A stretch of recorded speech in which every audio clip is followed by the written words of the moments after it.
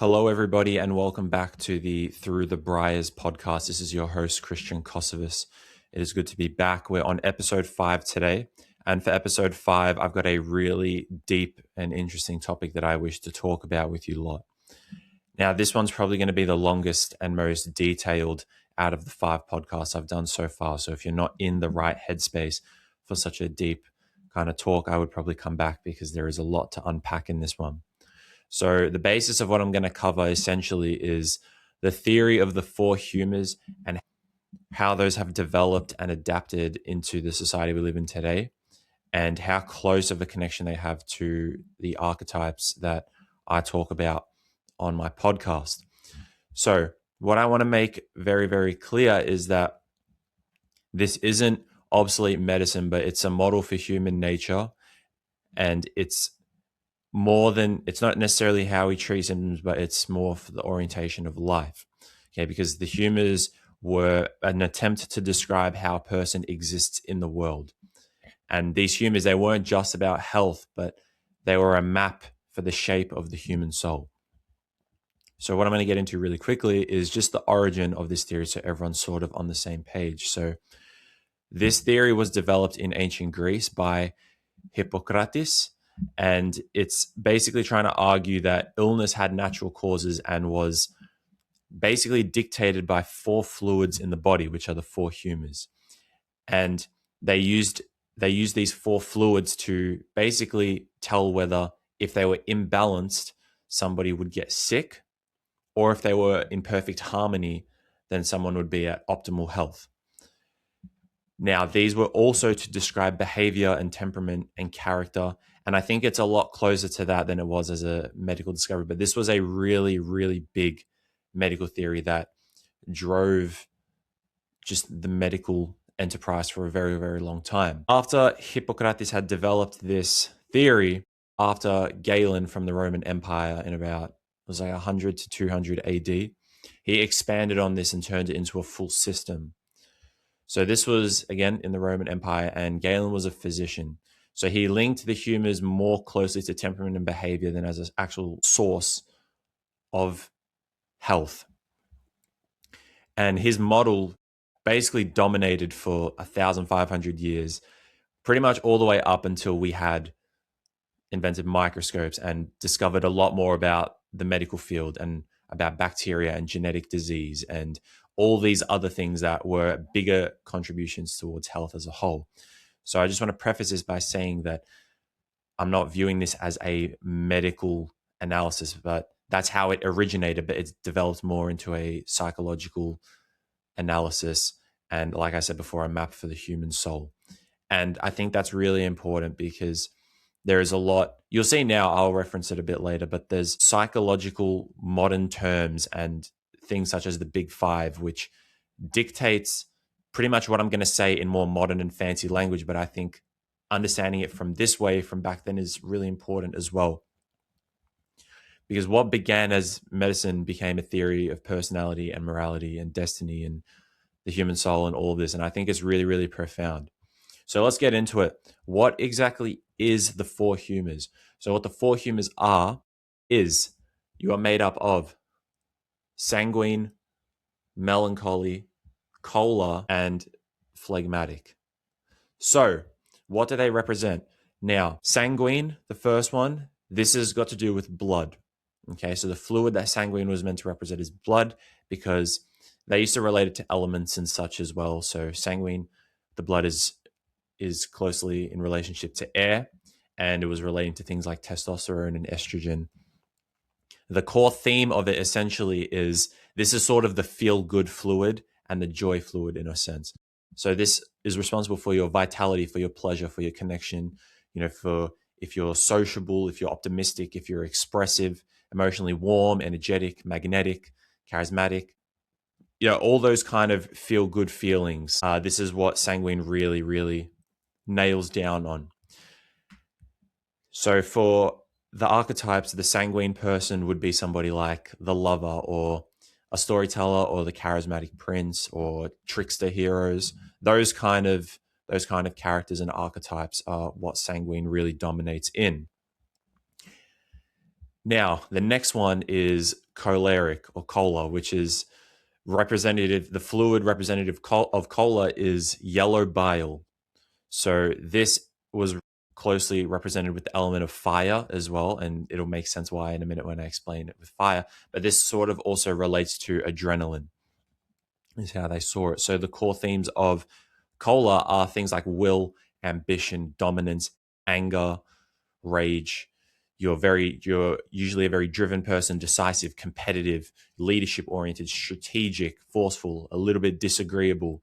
So this one is really, as the element suggests, the fiery kind of nature of the person with, courage, discipline, order, achievement, all these kind of things. So the archetypes and the literary themes of these kind of people would be warriors, they would be kings, they would be generals, conquerors, revolutionary leaders, like Zeus type figure in mythology, for example, even Shakespearean power figures as well. So that's the choler. Melancholic, which is my personal favorite one, is related to black bile, and the element for melancholy is earth, which I think is really deep and really good. And this is sort of relating to the thyroid. Now, the core theme for melancholy is obviously there is sadness, there is depression, despair, but melancholy is important. And again, if you listen to my last podcast, you'll know that I touched on this quite a bit. I'm going to get into a little bit more of it later, but this is someone who's reflective, they're introspective, they're serious, they're sensitive to beauty, tragedy, symbolism. They're very artistic, poetic, philosophically minded, contemplative. They're often very morally conscientious. They've got lots of moral strength, wisdom, vision. So it's a lot deeper, but it does also include that sadness and despair and depression as well, which are three different types of sadness, by the way. Sadness, depression, and melancholy are three very different things. So the archetypes for this kind of person would be like a monk or a philosopher, or the tragic hero, poets, seers, mystics. Gothic protagonists are very, very melancholic, which is why I love them so much. And the last and final one is phlegmatic. So this relates to the phlegm in the body. And the element that it's associated with is water. And it's very closely related as well with the pituitary gland. The reason it's related with water is because phlegmatic is the fluid that helps people be calm and steady and patient and loyal and reliable and emotionally disciplined and stoic. And these are people typically who might avoid conflict, or they value harmony, and they're grounded and they're resilient. And the type of archetypes that this kind of fluid produces more of is sort of the faithful companion, the loyal brother, the wise elder, caretakers, guardians, the supporting heroes who help stabilize chaos. It's really unbelievable stuff. So now that I've gone through that, I really want to talk more about the connection between those and a lot of the modern psychological terms that these have as well, which I'll delve into the details further, but just so we're all sort of on the same page. So in modern psychology, there is the big five, and a lot of the terms are things like extroversion, introversion, agreeableness, conscientiousness, and those kind of traits. You would have heard a lot of people probably speaking about these things. So these are kind of the modern terms for, instead of people saying sanguine and choleric and all of that. So I think that's right. And I do believe, I don't know why, but I think visualizing in the way that it was made back then, for some reason, it makes so much sense. And I think it's really good to be able to discuss and think about the kind of balance that you might have in your own body and with your friends. Because for me, when I was able to discover what combination of fluids I was more dominant in, so I usually like to look at it as, because of course you're an amalgamation of all four, but you have two mostly dominant fluids. And for me, my two humors, I think, are melancholic and choleric. And I'm going to get into that a little bit after, because I'm going to give you guys examples with literary characters and etc. But what I do want to talk about as well is how certain combinations of these dictate the kind of temperament and character you have, and the consequences and the benefits of that. So for example, if you're somebody who's choleric and sanguine, so you're somebody who's very high in that joy side and also very high in that choleric, anger driven, passionate, competitive sort of nature, If you are too high in both of these fluids, you run the risk of becoming somebody who is extroverted and very disagreeable, because people who are very high in that choleric fluid are very disagreeable, and people who are high in the sanguine are usually very social and very extroverted. And if you're disagreeable and extroverted, if you go wrong, your proclivity to go wrong is to go badly in the wrong direction. And that would indicate that you would become somebody who is tyrannical. You would become someone who manipulates for their own game. You would be somebody who, again, low in agreeableness. You value reward and status over people, and use people sort of in your own Machiavellian kind of way. And that's when it can get really dangerous. But again, too much of each of these fluids, I want to preface that too much of each of these fluids is really bad, and too little of all of them causes sickness. Now, they thought it was medically sickness, and I think that does play a small part, but the sickness is just the sickness of the character, which is still just as bad, in my opinion. But I think they were right in saying you need a perfect balance of all four of the fluids. And I mean, we notice this in ourselves. Again, you're going to have probably two fluids that dominate your being more likely, and that's what specifically makes you, because that makes up your character and your temperament. But there is so much, and there is so many different kind of combinations that lead to all of these kind of problems. So, for example, if you're very low, if you're very low in phlegm, and if you're very low in phlegm and you're very low in melancholy, you'll be someone who despairs very, very easily, falls into that state of depression, someone who cannot be emotionally resilient. And you're likely to be someone who's very agreeable. And if you're very agreeable, you're a people pleaser. And then when you're a people pleaser and you have no choleric fire, you cannot put boundaries up where you need. You cannot be dominant in a situation, and not necessarily dominant in a way to be an aggressor or to try and shame others and attack them, but in a way that you have that self-restraint, you have that control and that dignity for yourself as a person, not to be trampled over.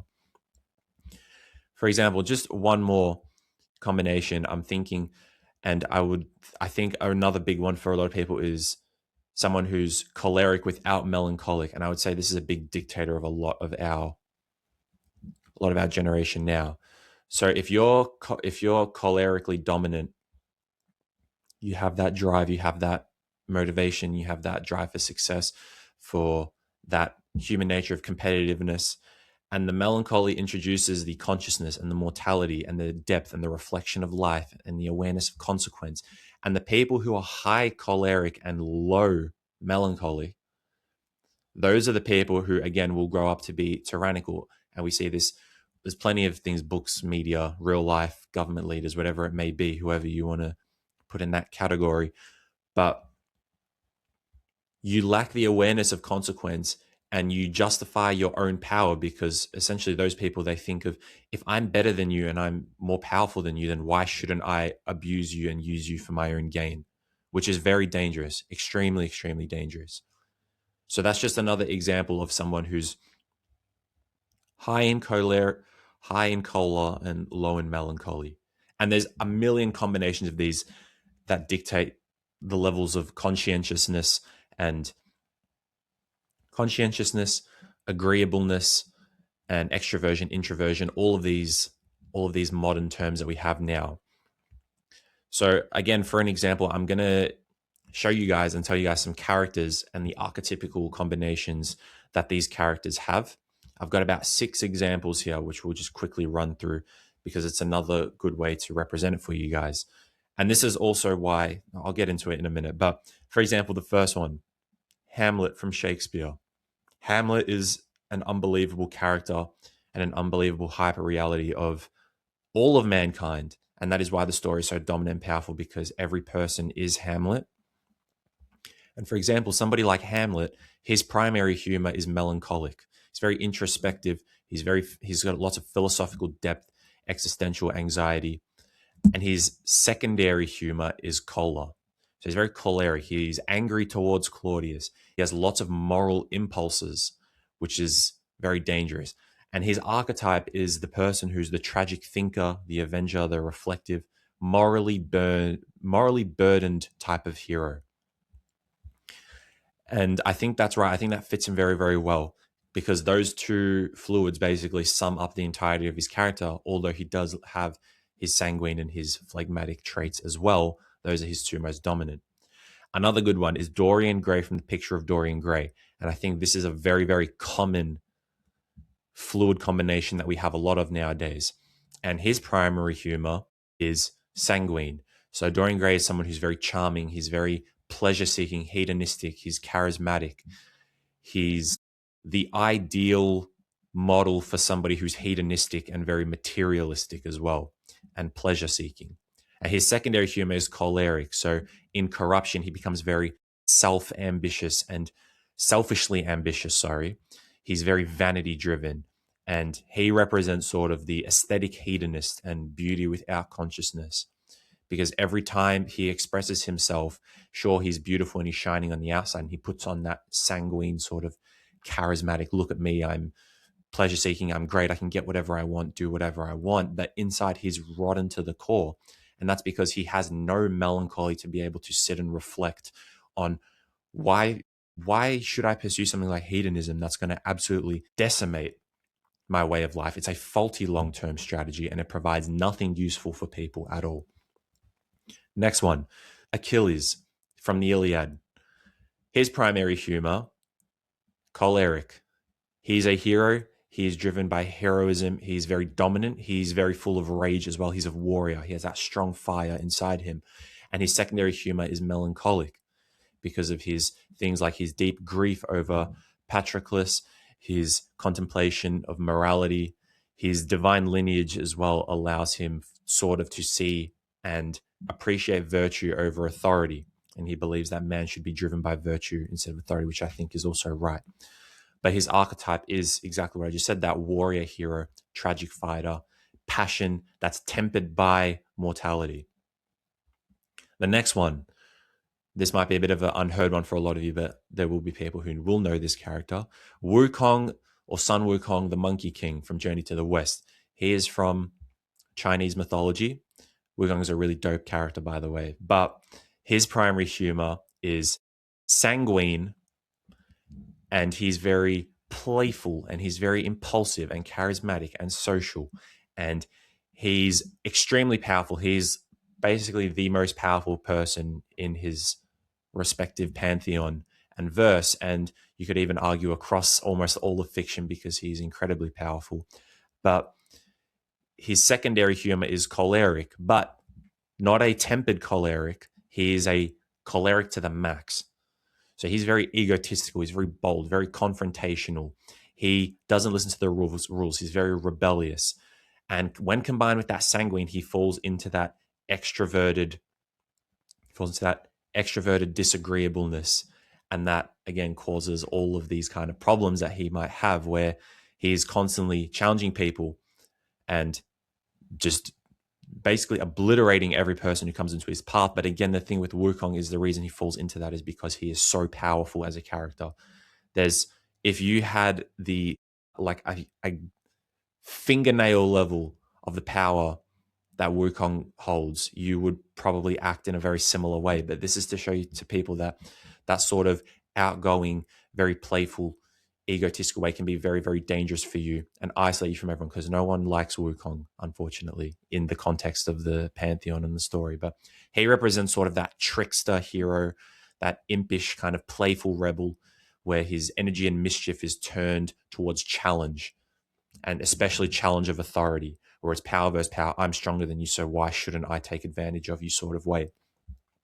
And the last one I want to touch on, which is one of my favorite characters of all time, which is Alyosha Karamazov from the Brothers Karamazov. So Alyosha's primary humor is phlegmatic, and his secondary is melancholic, which is a really good combination for those sort of spiritual type of people, which Alyosha is. He's a Christian Orthodox monk. And in that phlegmatic nature, he is very calm. He is very morally patient. He's very compassionate, humble, loving.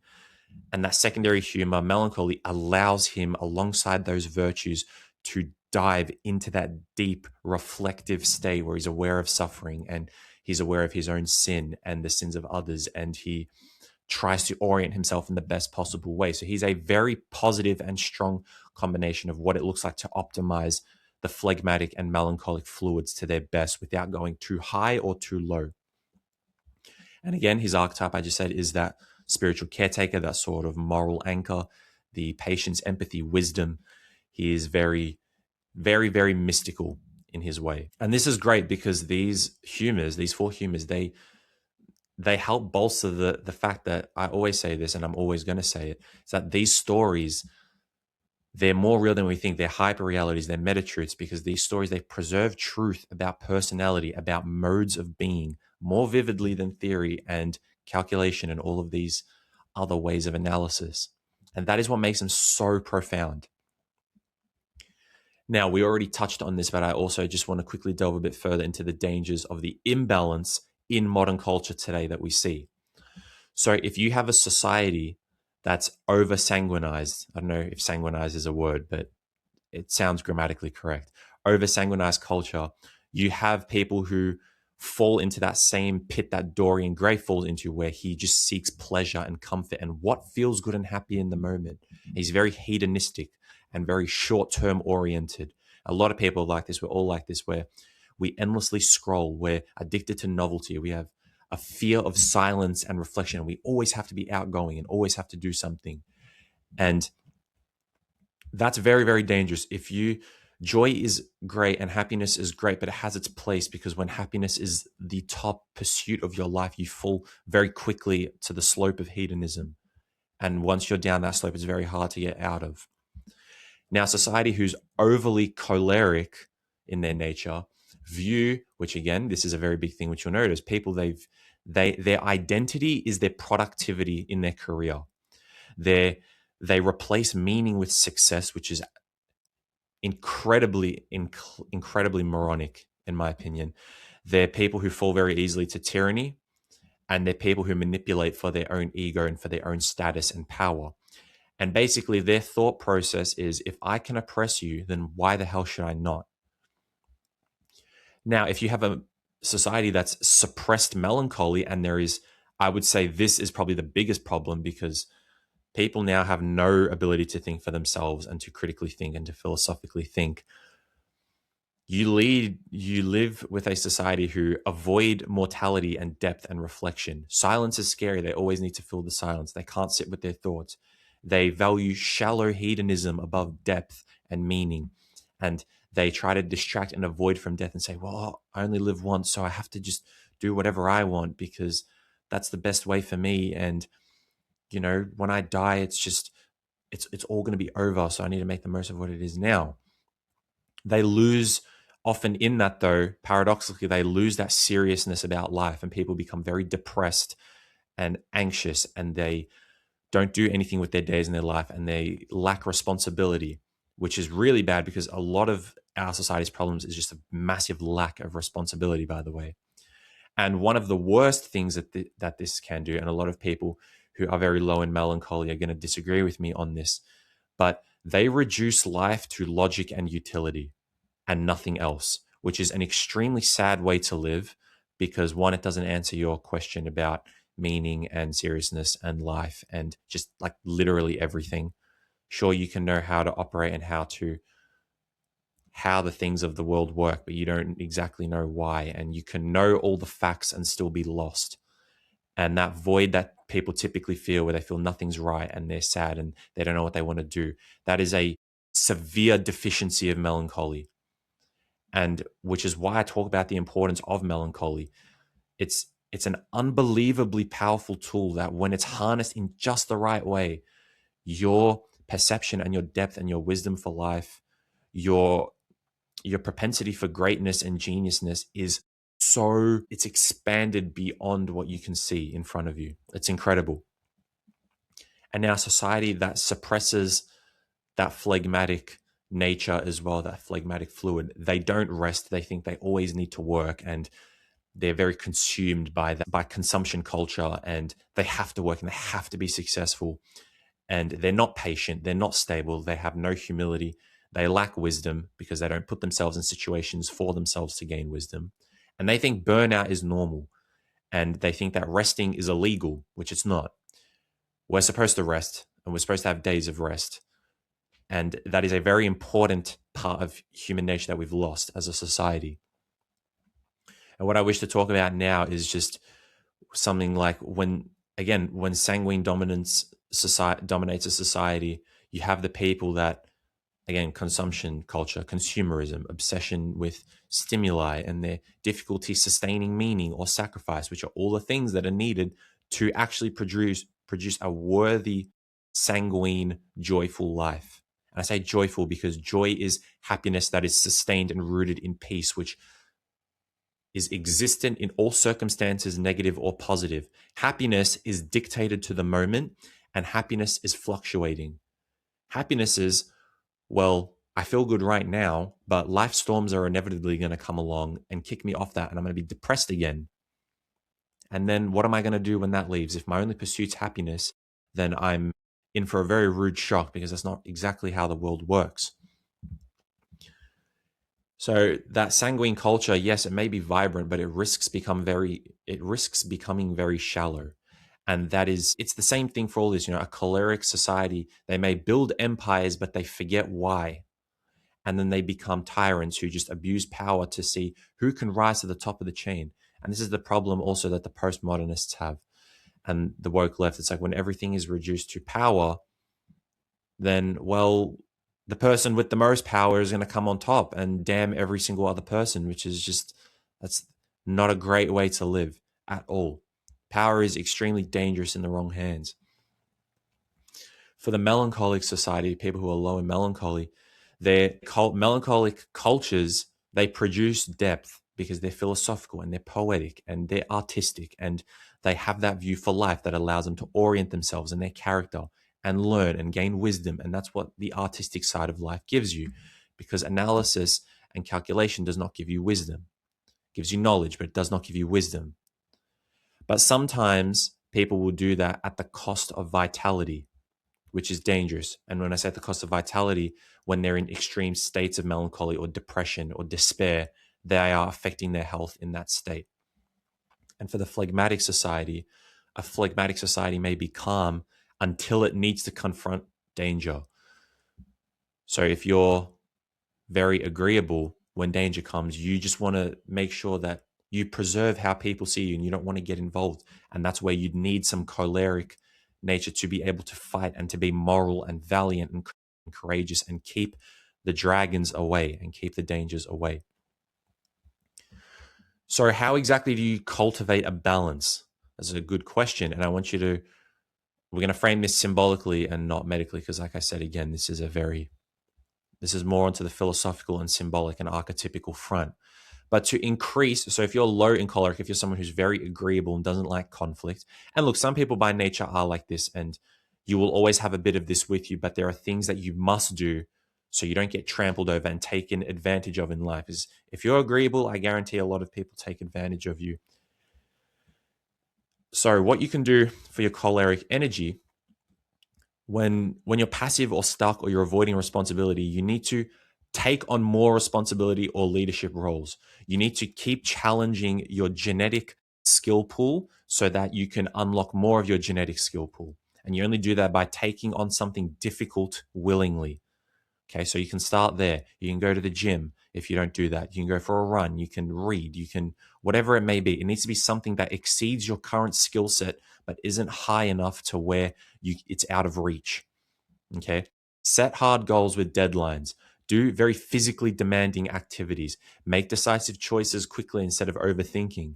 Don't lie to people. If someone says something to you that you disagree with, don't think I need to be agreeable because I want them to like me and I don't want to challenge them. Challenge them and say what you think and what you believe to be true. Okay. And if that drives people away, then they're probably better off without you in life. Now, you also need some discernment in that, because you can't just go around saying everything you think, because then, well, you'll probably have no friends and people will think you're a dick. So you need to manage that. Now, surround yourself with people who have high standards. It's another great way to build some of that fire. Okay. Build agency, courage, forward momentum, and keep pushing.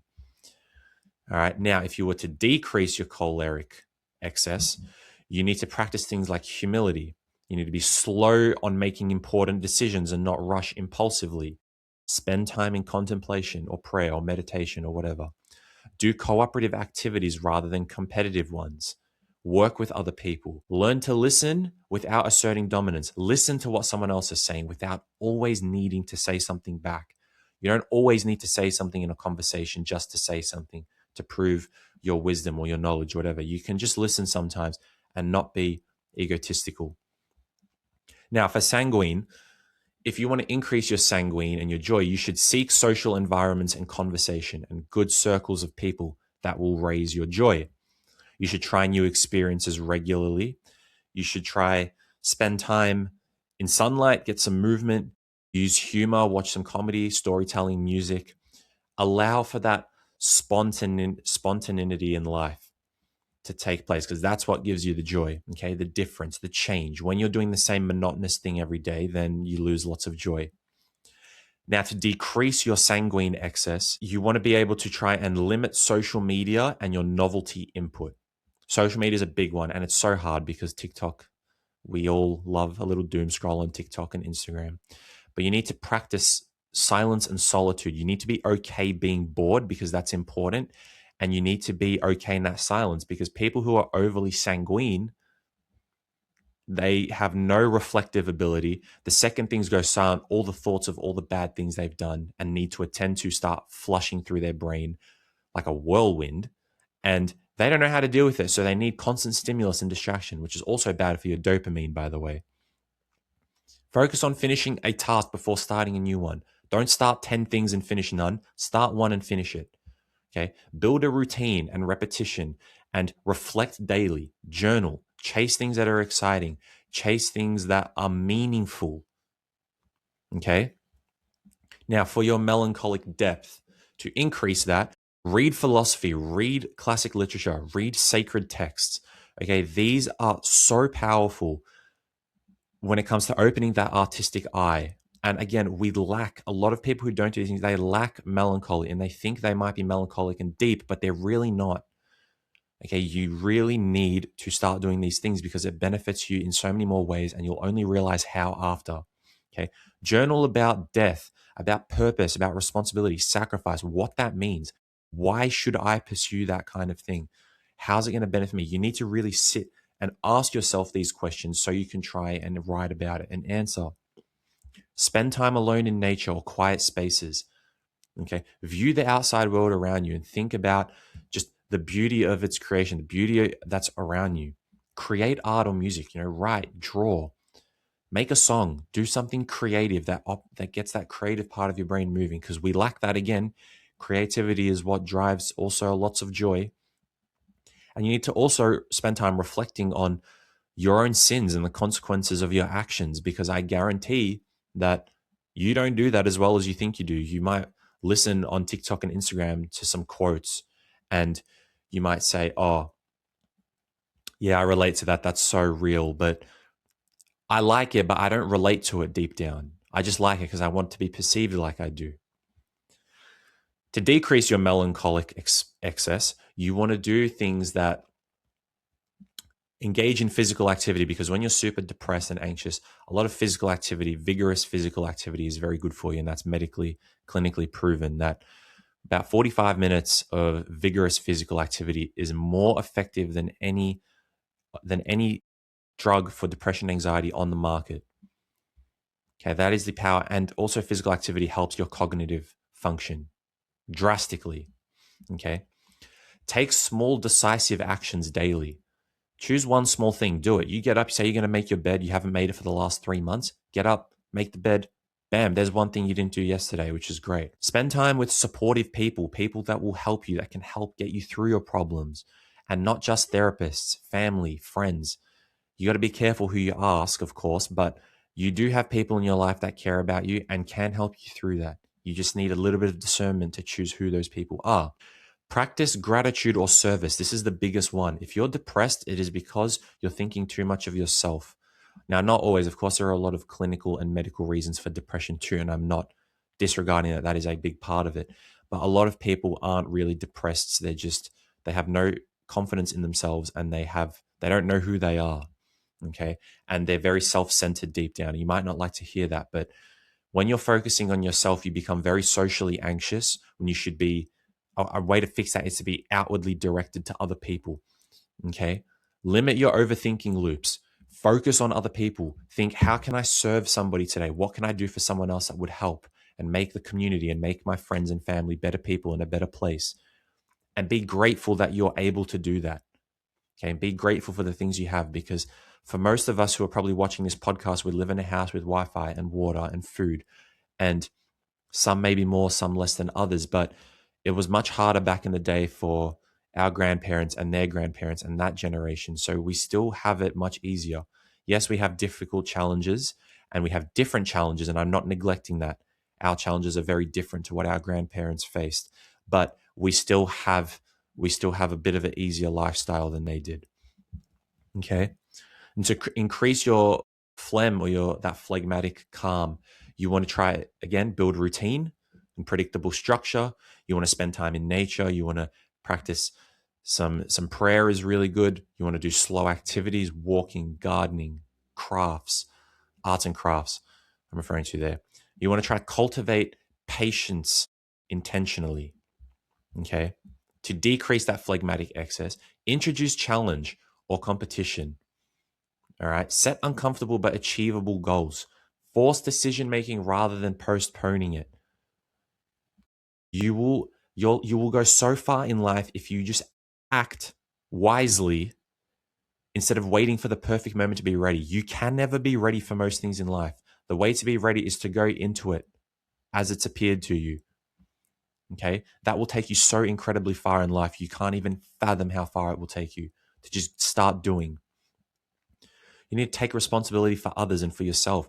You need to enter environments that require your urgency. So you're not calm and you're lazy and you become slothful. Okay. All these kind of things that I'm talking about, these are things that are spoken all throughout history. Okay. They're mimicked in the medieval times, in the ancient times, in the modern times. There is an echo of the Four Humours theory and the fluids in all eras of time, because it is a truth that is transcendent from past, present, and future, and it scales across time. Okay, that is a truth that is a hyper reality, because it is realer. It is realer than what it is abstracted from. Okay, that's why all these things and these characters and these literary archetypes and this symbolic eye that you need is so powerful. And that is why, again, out of the four, I think the melancholic one is the most important one to tame first.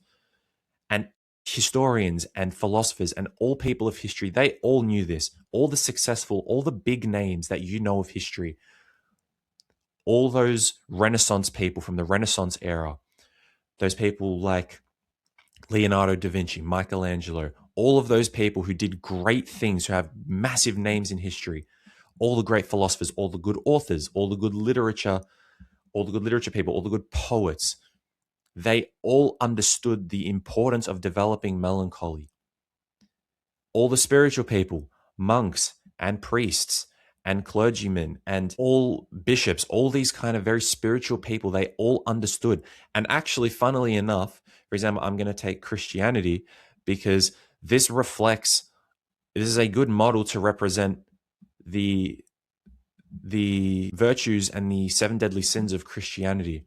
Okay, and I'm going to talk specifically about orthodoxy here, because that is the one that I follow.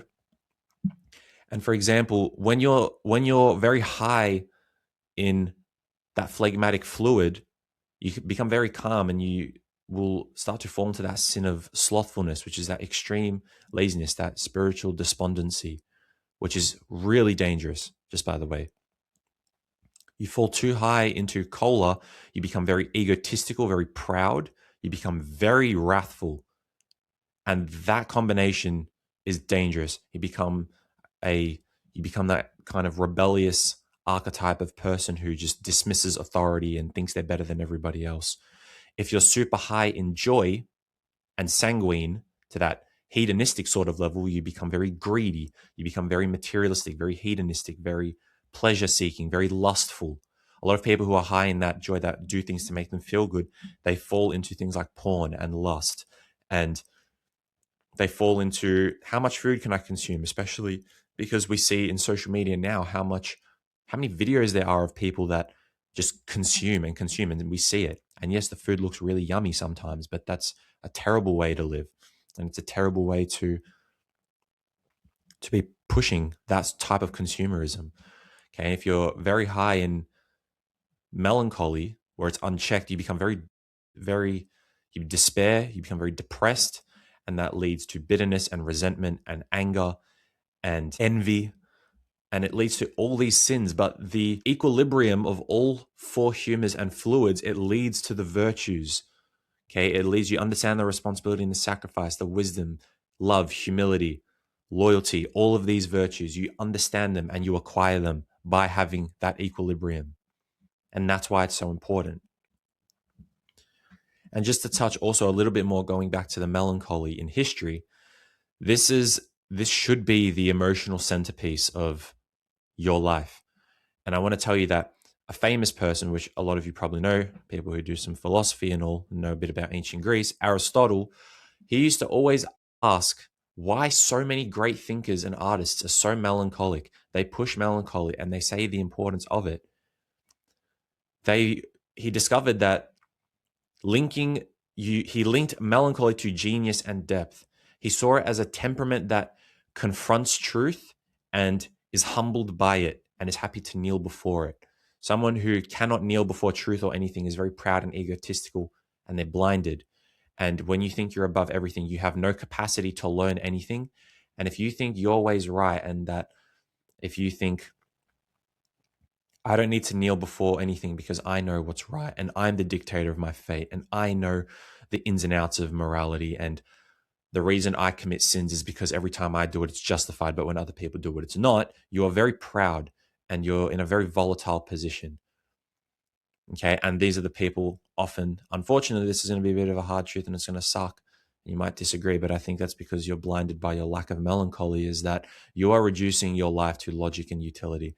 And the people that do that tend to value power at the highest priority as their highest item for worship. And when you are worshiping that type of idol like power, you become tyrannical. And when you're living with logic and utility, well, a fact is that if I have more power than you, why the hell shouldn't I oppress you? Because logically I can, so why shouldn't I? Okay, and those people that lack that depth for morality and mortality, they don't see the why it's wrong. They're just, well, the fact is I can exploit you right now in the workplace or in my career so that I jump up to CEO and you fall and you get fired, whatever it may be, whatever example you want to use. You are very prideful if you do things like that, and you're in a very dangerous place, limiting yourself to logic and utility. Even in the Renaissance, okay, the Renaissance revival of melancholy was extremely powerful and a generational move towards a better future. People like Marsilio Ficino, okay, he argued that melancholy connects humans to divine contemplation, to existential thoughts, which is incredibly profound and very, very true. And he saw melancholy as well as the temperament of philosophers and artists and people who create. Okay, so the people that read that kind of poetry and philosophy and literature, he saw that as the main temperament. And I do agree, because I see that in myself. And every person who is a true deep thinker, like the big names you know, and all the other podcasts and people you watch, they understand all of this. They are those people who are melancholically dominant, and they see the depth in movies and characters that other people would skim by. And of course, maybe that's not for everyone to be that melancholic, but you need, and again, you need a base minimum of 50% of melancholy.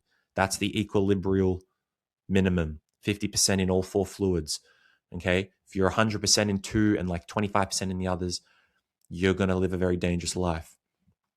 Robert Burden, he made a massive book in the 60s, which it's like 1,400 pages, ridiculous. It's the study of melancholy. It's a book. It's something of melancholy. I really want to get around to reading it because I think it will be a profound read. But the thing that I'm alluding to is that they all understand the necessity for melancholy, that depth, that analysis, that reflection, that perception for life, that appreciation for art and beauty and consciousness and all of these things, the awareness of mortality, the capacity for deep thought, the sensitivity to beauty and tragedy. And all these things are important because in literature, when I talk about all these things and the characters and that sort of the divine order that's hidden amongst that, that's not just fiction, it's a truth about society and about temperament and about character that is revealed. Okay, you can't just ignore that. If you live your life as somebody who's fully choleric, you have that choleric dominance and you're extremely disagreeable and you go wrong because you have no compass for morality or divine order and you let chaos dominate your life, it is a fact that living in that temperament and way will lead you to fall down that psychopathic and Machiavellian and sadistic route because you want to use your power to exploit others. These are all truths that you need to be aware of. Okay? It's exactly like numbers. Numbers are a meta-truth, right? I'm not a meta-truth, so numbers are a hyper-reality. There is no physical number one or number two with arms and legs walking down the street, but they reflect something and they are more real than the thing from which they are abstracted from, okay? Something, if there's two of something, that is more real than the number two. Okay, that is obviously, that would be hypothetically walking around. It's the exact same thing. Everyone has no problem believing numbers as a hyper reality, but they can't do the same with temperament and character and these literary characters who, sure, I mean, Hamlet himself does not exist physically, but the character of Hamlet and the perennial pattern of Hamlet exists, which makes Hamlet more real than what he's being abstracted from, because Hamlet lives inside all of us. And this goes for every character. Okay. And they are the end result of their four humours and four fluids, which are either in excess or which are tempered, and they result in the final analysis of character. Okay, by avoiding melancholy, without that melancholy, you risk becoming blind to meaning. You reduce to logic and utility as the only way for life. You focus only on efficiency and outcomes, which is wrong. Again, reduced to logic, productivity, and utility rather than truth, beauty, and moral depth. Okay, and almost every single great mind in history will be able to go against you on that point and say that, yes, all of these things are important and logic and utility are so profound and so important. But if it is not tempered with melancholy, you are blind, okay, and you're willfully ignorant. And any great mind of history, all those great minds of history that have dictated the world we live in now, the way we think and live, they all knew this. Every single one of them knew this. Some may have believed it more than others, but deep down they all knew, because that genius and that success and that creativity and all that comes from that melancholic display. Without it, we avoid confronting, again, the mortality, responsibility, purpose, sacrifice, the betterment for the community. We become very inner-driven, egotistical, proud, and we ignore other people, which is the worst way to live. And we reject humility, and we need to be humble before other people, before what's bigger than us, before life, before truth, because humility produces wisdom and it produces endurance and joy, and it stabilizes the human soul. Okay, pride fractures it, and when your objects of worship are scattered and fragmented, you become fragmented and scattered. Humility restores that fragmentation and makes you whole. Okay, a person without melancholy, they may function well, but they risk living shallowly or unexamined and depressed and not knowing what to do and not doing anything with their life and being very lazy and struggling. It's really sad. It's really, really sad that a big part of our society is like this. And melancholy is what keeps the human mind open to depth, symbolism, and the weight of existence. And a few key ideas I want to stress is that, again, melancholy, it forces that confrontation with mortality and meaning and responsibility and truth, which is why melancholy is such a big theme in Gothic literature, which is what I went over in my last podcast. Check that out. That was a good video. Okay, every character in a Gothic literature book is filled to the brim with melancholy, sometimes more than they should be, but the themes of the book, like the Raven, that Raven is his consciousness, and it is forcing him to accept the death of his wife, the responsibility, the truth of life, the meaning. That is what melancholy allows you to do. Okay, and it actually allows you to understand why. Because melancholy is the gateway to depth, genius, success, and moral seriousness. And melancholy is that humor that refuses to let life become shallow. Okay. Now, before I close on this, I'm going to give you guys really quickly the humors that I believe dominate me as a person. So I think after my long analysis of trying to work this out, I think that my primary humor, my primary fluid is melancholy, and I think that my secondary is choler. Okay. I believe that this is going to probably sound a little bit strange and a little bit corny, but I'm going to get into these more in the future of this certain archetype. But I always find myself relating to characters who are dominated by those two fluids, and characters I'm going to get into the future. I'll explain why I love them so much, but they all have a very strong, it's called a fire bearer archetype. And I believe that I resonate with that more than anything, because with that choleric nature, I know that I'm very driven when it comes to something that I'm extremely passionate about. And I know that I have that competitiveness and that slight disagreeableness. And I also have that, drive to go very wrong in the wrong direction, which is why I need that melancholy, because that keeps me in check. And it says that, okay, if I let this fire get out of control, which sometimes it does, and the fire can get out of control for the sake of, for love. A lot of people who are angry, I suppose, that anger is armor for their love in a way. And not always, of course, there is anger that is bad too. And I fall into the anger that is bad sometimes as well, as we all do.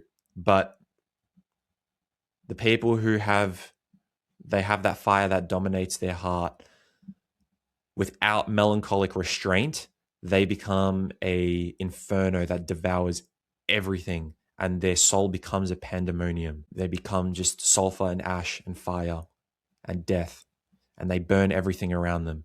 But somebody who is tempered by melancholy, that flame becomes a campfire, and it becomes beautiful, and it has its depth, and it's warm, and it's safe, and it's not dangerous. Okay, but it's very, very difficult. It's a lot easier said than done to maintain that inferno, which is what makes it so scary. And that melancholy, I mean, obviously the reason I'm doing this is because I love literature and philosophy and art and poetry, and I read them every day, and I am so enveloped by that, and the morality and spirituality and God and all of these things, because they're just, the depth is unmatched, and the orientation for how to live in the right way, to not become somebody, for example, like Achilles, who he also has a bit of that fire bearer personality, except for the fact that in combat, he's consumed by the fire and the rage. And that's very dangerous. He doesn't have that restraint. Okay. And those are, I think, two very, very good opposing fluids that benefit each other greatly. Now, I don't know exactly where I stand on the sanguine and phlegmatic front. I don't know how much of each in terms of a percentage out of 100 where I'm at for both of those, which is still something I'm trying to work on. But I know for a fact that the melancholy and the choleric drive most of my being and my temperament and character. So that's what I think I represent. And I want to challenge you guys that if you can spend some time writing or sitting there thinking without phones and distractions or music, just sit there and think and really ask yourself, what kind of humors and fluids am I dominated by? What are the humors and fluids that I am trying to associate with, that drive my character, that I can increase or decrease to become in that state of equilibrium and placidity? There is a lot. There's a lot to unpack there. And I think that's a really important question everyone needs to ask themselves. First step to understanding yourself is that ask yourself those hard questions, let yourself think, put yourself in those morally vulnerable situations where you have to question these things and you have to think and ask. Look to the great minds of the past. That is why they are there. Read them because you enter their thoughts and their brains, and That is such a profound gift. You live an entire different life and learn so much just by reading. And let yourself feel that melancholic depth of life without being consumed into despair. Okay, it's very, very easy to tip over the edge. And it's very easy to tip over the edge in all four of those. Okay, find that state of equilibrium and be better so that you can serve and you can be responsible and you can sacrifice for the people around you. Okay. So I think I'm going to start to slowly wrap it up here. This has probably been a really long episode. So if you managed to stay through, thank you. I really appreciate it. So you've gained now, we've gained now as a society medical precision with the development of technology and with the development of the medical field and enterprise, which is great because now we know that the imbalance of fluids doesn't cause cancer. It's all these other factors and diseases and bacteria, and it could be genetic or for whatever disease it may be or whatever illness. Okay, there's immune system, which they didn't know back then because they didn't have the tools. So this is why it's more of a psychological and melancholic truth, hyperreality of temperament and character. Okay, we've gained the medical precision, but now we've lost as a society, I believe, that symbolic understanding, which we need to get back because it's increasingly, it's imperative that we have that. Many modern crises are existential and they're not chemical. And when we reduce life to chemical and that, again, like I said, that logic and utility, you cannot solve those problems. You don't even know how to go about it. And you will live your entire life operating calculably, but you'll never be able to fill that void in your heart and you'll never know why. And the humours, again, they're reminders. They remind us of personality and mortality and health, and they're intertwined.